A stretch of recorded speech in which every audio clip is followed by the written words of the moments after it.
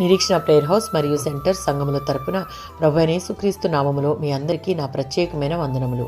ఈ దిన వాగ్దానము రోమీయులకు రాసిన పత్రిక 6వ అధ్యాయం 23వ వచనం. దేవుని కృపావరము మన ప్రభువైన క్రీస్తు యేసు నందున్న నిత్య జీవము. రోమీయులకు రాసిన పత్రిక 6వ అధ్యాయం 20-23 వచనాలలో దేవుని దాసులుగా విశ్వాసులు ఫలం ఫలిస్తారు. ఇది వారి జీవితాలలో జరిగే పరిశుద్ధత లేదా పవిత్రీకరణం. దాని యొక్క తుది ఫలం నిత్య జీవం. నిత్య జీవము క్రీస్తు ద్వారా కలిగే దేవుని యొక్క కృపావరం. రోమీయులకు రాసిన పత్రిక 2వ అధ్యాయం 7వ వచనం.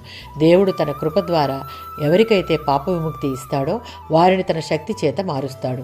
వారు దేవుని యొక్క నూతన సృష్టిగా ఉంటారు మరియు వారు ఆయన పిల్లలు అవుతారు. ఇందు కారణాన సత్క్రియలు చేస్తూ దేవుడిచ్చే మహిమ ఘనతలను నశించని స్థితిని వెతుకుతారు. దేవుడు అలాంటి వారిని తనతో శాశ్వత జీవమనే అనుభవంలోనికి తీసుకుని వస్తాడు. అది వారు మొదట క్రీస్తులో నమ్మకం ఉంచినప్పటి నుండి ఆరంభమైన జీవం. యోహాను సువార్త 17వ అధ్యాయం 3వ వచనం. నిత్య జీవం అంటే అంతం లేని జీవితం అని కాదు.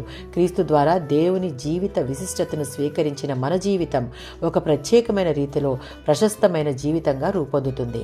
ఇది క్రమేపీ వృద్ధి పొంది తగిన జ్ఞానాన్ని అనుగ్రహిస్తూ తండ్రి, కుమార, పరిశుద్ధాత్మల సహవాసాన్ని పెంపొందింపజేస్తుంది. క్రొత్త నిబంధన ప్రకారం నిత్య జీవం అనగా ఇది అనుదినం జరగాల్సినటువంటి వాస్తవం. దీన్ని అనుదిన జీవితంలో నిలుపుకోవాలి అంటే మనలో సజీవమైన విశ్వాసం ఉండాలి.